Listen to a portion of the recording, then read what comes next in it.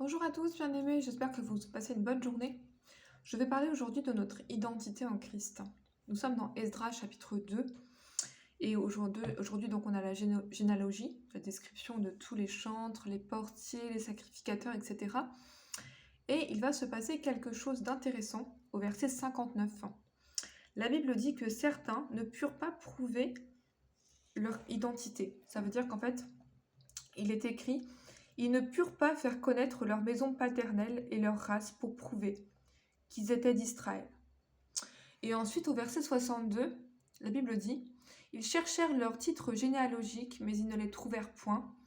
On les exclut du sacerdoce, et le gouverneur leur dit de ne pas manger des choses très saintes jusqu'à ce qu'un sacrificateur ait consulté l'Urim et le Thummim. Alors, j'ai noté quelque chose pour vous aujourd'hui, pour résumer la situation. Ceux qui désiraient participer, mais dont l'inscription n'était pas trouvée, devaient attendre la venue d'un sacrificateur ayant l'Urim et le Thummim.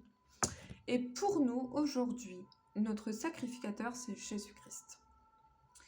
Et la Bible dit que Christ appréciera l'identité de chacun au jour du jugement. Donc, j'aimerais qu'on parle aujourd'hui de notre identité. Premièrement, il faut savoir que Dieu nous connaît. Dieu me connaît, Dieu vous connaît. Et on ne peut pas le nier. Dieu nous connaît parfaitement. Dieu nous connaît mieux qu'on se connaît soi-même. Gloire à Dieu. Dans 2 Timothée 2, verset 19, la Bible dit: Dieu connaît ceux qui lui appartiennent. Donc si vous êtes chrétien et que vous avez vraiment confessé que vous êtes chrétien et que vous appartenez à Dieu, eh bien Dieu vous connaît. Dans Naoum chapitre 1, verset 7, la Bible dit que Dieu connaît ceux qui se confient en lui. Alléluia, gloire à Dieu. Et dans Jean 10, verset 11, Jésus dit: je connais mes brebis et elles me connaissent. Maintenant, ce qui est important, c'est que Dieu nous connaisse. Il y a certaines personnes que Dieu ne connaît pas, bien qu'elles se disent chrétiennes ou chrétiens. Et oui, on va prendre ça rapidement. Matthieu chapitre 7. Matthieu 7 à partir du verset 22. Matthieu 7, 22. Ok, verset 21. Matthieu 7, ça c'est des écritures que vous devez connaître. Ceux qui me disent Seigneur, Seigneur n'entreront pas tous dans le royaume des cieux, mais celui-là seul qui fait la volonté de mon Père qui est dans les cieux.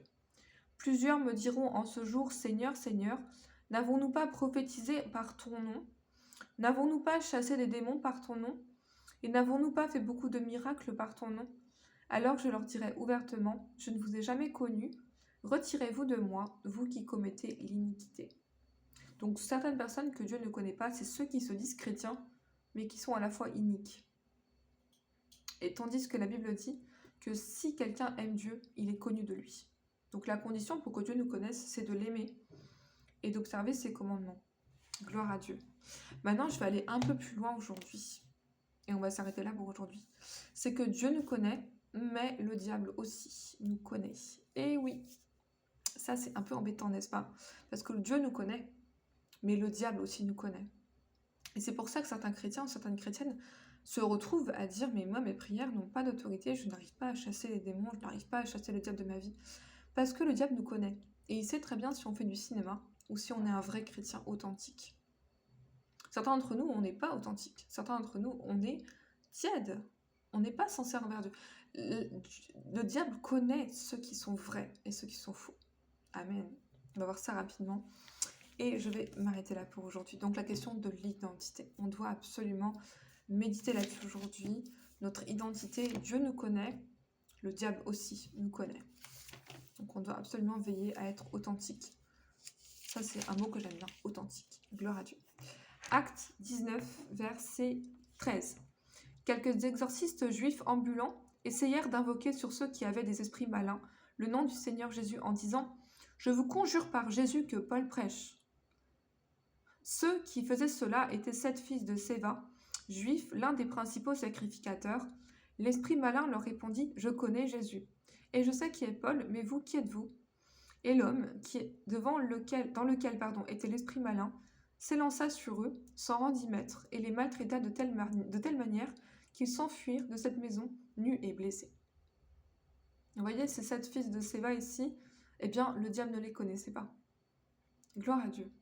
Le diable, en fait, dans le règne de l'esprit, et je vais conclure avec ça aujourd'hui, tout est transparent.